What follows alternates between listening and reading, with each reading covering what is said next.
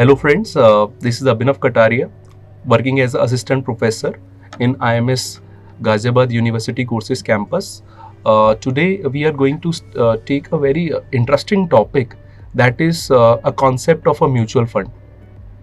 In this, I am not only going to discuss about the concept of mutual fund, but I am also going to enlighten you about the fundamentals which an individual investor has to look forward while investing through mutual funds. So let us quickly run through the learning objectives of today's presentation. In this presentation, we are going to learn about what is mutual funds, and very interesting part, every day individuals discuss among themselves what will be the best way to invest, especially if you have a very small amount to invest. So taking into the consideration, I'm also going to discuss about the SIP. Another important task which we are going to look ahead, that is mutual fund is a single product, or we are talking about a particular products which is there to look forward. So in this we will say, is mutual fund is categorized into fruits, or what kind of fruits are available and what kind of fruits are actually recommended for a diet of an individual. So here we are going to recommend about the different schemes which are available in the mutual fund industry. Fourth important part which we are going to discuss in this presentation, that is how an individual common layman will able to read the mutual fund schemes. So friends, let us quickly start with the presentation. So if we talk about the mutual fund industry, so mutual funds are actually a professionally managed investment vehicle. Okay, so what is the meaning of the word professionally managed? Let us say if I am an individual, I want to invest in the stock markets. Okay, but I don't have any fundamental understanding of the market. I am simply motivated with what I heard from my friends, that there are ample opportunities which are available in the stock market in terms of return. Okay, so while hearing to many of my friends, I able to know that if I want to earn a returns which are capable of beating the inflation, then I should go and invest in the stock market. But what is my problem? What is my problem if I decide to invest in the stock market? My problems lies with the fact that I don't have the expertise, I don't have the experience to enter into the stock markets. Yes, I am facilitated by the returns, but I don't want to take so much of risk which is available in the market. Okay, so one of my friends suggested that if you don't want to invest in the stock market directly, you should go to a professional. Okay, it is just very simple, like if we got ill because of any disease, so there is an option available with us that we will take a category of a medicines. The details of the medicines is available on the website. Okay, but still there is an inner fear in our mind that whatever medicines we are taking, is it good for us or not? So that is why, to overcome this fear, we run to a professional which is known as a doctor. There might be the case the same doctor recommend us the same medicines, but here we are very much comfortable because we have taken an advice from the professional. The same goes with the stock market itself. If we are not very much confident about where we should invest, we should go to a professional. So with the help of SEBI, Security Exchange Board of India, and AMFI, we have got the option in the Indian market to invest in mutual funds. So very often, if we invest in the mutual funds, we make a statement that I have invested in mutual fund. I have invested in mutual fund.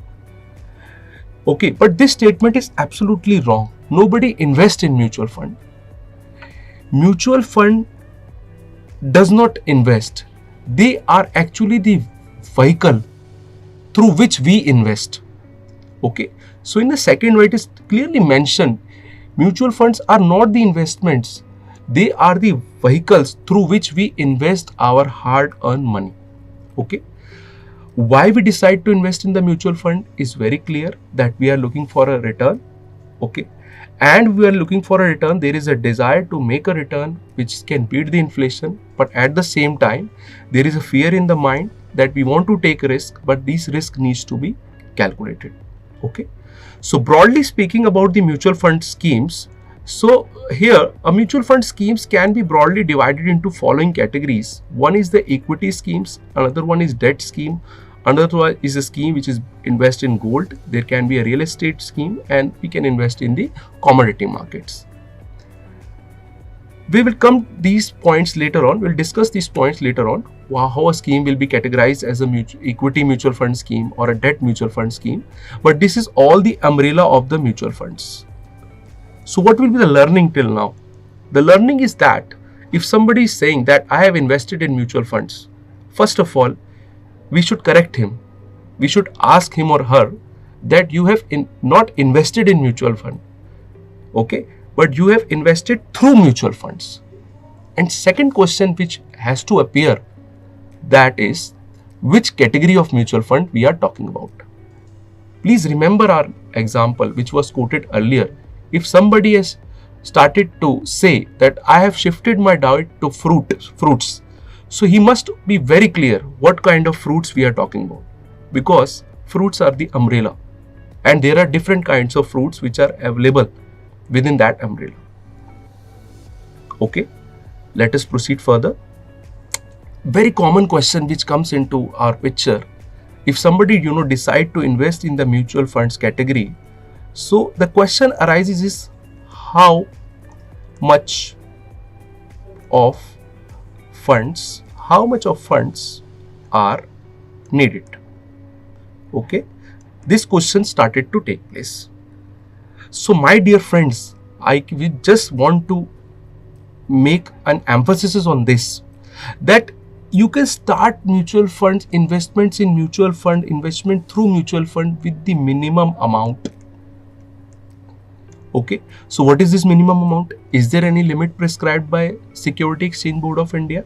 So yes, if we want to start the SIP, that is systematic investment plan, so minimum amount prescribed through investment in SIP is only 100 rupees per month. However, there are many schemes which are not giving us the option of investing through 100 rupees. They are stating that minimum 500 rupees are required per month to invest in a mutual fund schemes. So the common myth that needs to be taken care of is that we require a huge amount of money to invest in mutual funds. We can start our investments from the SIP, which can be 100 rupees, but mostly the scheme prefers to take an SIP of 500 rupees. Remember a very old story, that there is one crow who is watching, to drink a water. Okay, but suddenly the level of water is very less, so that he is not able to achieve, okay, his goal. So what he has to do, what he has done, so you can consider this water as an objective, or you may call it as our goal, or it is known as our goal. We have to achieve our goal, but how? These goals can be a retirement planning, can be a child education funding planning, this can be planning for vacations, this can be buying a house, there can be anything. And sometimes we think that we require so much of money, but we cannot able to do so. And in this thinking process, we don't take any small steps which is required. So SIP is this small step, it is just like a stones which are there in a small category, which we continue to drop in this jar. So at the end, what is going to happen? We are going to achieve our goal and we will be happy. Okay. Had we have thought only about thinking, we would not able to achieve our goal. We have to put our thinking into action. And one of the most important and easiest way to, start investing is SIP. SIP is meant for those investors who don't have lump sum funds to take care of. But yes, they can take small baby steps to achieve various goals of their life. The second way to invest in the mutual fund is a lump sum category. Lump sum category is the one where an individual is having a bulk amount and they don't want to invest frequently. They want to invest in a one shot. Okay. So for this category of investor, they should go for a lump sum investment. So if depending upon the investor, he can take the option of SIP and he can at the same time, he can take the option of lump sum investments. Okay, friends, let's move ahead. So if we talk about the, schemes which we have, discussed previously. So according to the guidelines which are issued by SEBI, Security Exchange Board of India, in consultation with AMFI, India, so a scheme will be categorized as an equity scheme if total corpus, total amount which is invested by the different, these are the different kind of individual who are there. They started to, put money. This will become, asset under management. Okay. Let us say they decide to invest 500 rupees on an individual basis. To this 500, this 500 will become 2000. Okay. And accordingly, how we will categorize a scheme is an equity scheme if and only if 75% of this asset under management AUM will go to the equity segment. It means stocks. That can be a large cap stock, mid cap stocks, or a small cap. Similarly, if 75% of our asset under management goes in the debt category, then the scheme will be categorized as a debt scheme. The examples of the debt schemes can be a corporate fixed deposits, government bonds, private company bonds, and etc. Hybrid schemes are actually the mixture of equity plus debt, but where we have to see a nomenclature of a scheme. If in a nomenclature it is mentioned that it is equity and debt hybrid scheme, then the scheme will be categorized as an equity. We have to focus on first word which is appearing in a particular scheme. So taking into the consideration the first word, the scheme will be divided into various categories. Okay, so quick revision. A scheme can be divided into three categories: equity, debt, and hybrid. According to SEBI and AMFI, if a scheme invests 75% of AUM in equity segment, then it will be termed as a equity scheme. At the same time, if the scheme invests 75% into debt segment, it means corporate fixed deposits, government bonds, public fixed deposits, etc., then the scheme will be categorized as a debt category. Mixture of both the two will be categorized as the hybrid category. Okay, friends, let us move ahead. So if you want to read a particular mutual fund schemes, so you can refer to the various websites which are available. For example, if you want to invest in mutual funds of SBI, then you can refer to the SBI mutual fund website. So here you able to understand that if you visit a website, so it is not you are making investment in SBI mutual funds. You will find out that there are various schemes which are appearing. Some schemes will be equity schemes, some schemes will be debt schemes, some schemes will be hybrid scheme, some schemes will be thematic scheme. There are different kind of schemes which are appear.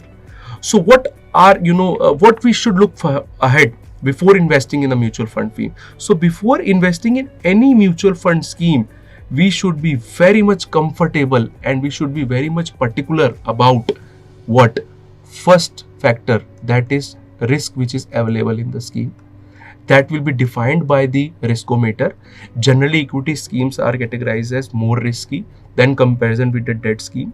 Second, we have to look about the fund manager. Okay, so fund manager is a person who is taking the decision of active and the passive management of portfolio. He is actually on the driving seat, and he'll be deciding where your money should go. So we should able to track his track record with respect to returns, with respect to companies. Third important thing which we have to see is the current NAV of a scheme. Is it a right time to buy or a not? For that, we can see the NAV. Fourth important thing, which sector the scheme invest, which are the sectors in which company invest, because ultimately the performance of the mutual fund scheme will be dependent upon the sector. Another one thing which an individual investor needs to look forward is what are the companies, because ultimately our money will be going in these companies. So if the fundamentally companies are strong, then there will be every chance that the scheme will going to perform well and investor will able to meet his goal. Okay, so these are all 5 fundamental pillars which needs to look ahead before investing in the schemes. So I have tried to illustrate you the concept of mutual fund, the way to invest, what are the parameters to look forward, and if we are a small investors, so we should start with a baby step, and this baby step is SIP. Okay friends, so that's it from my side.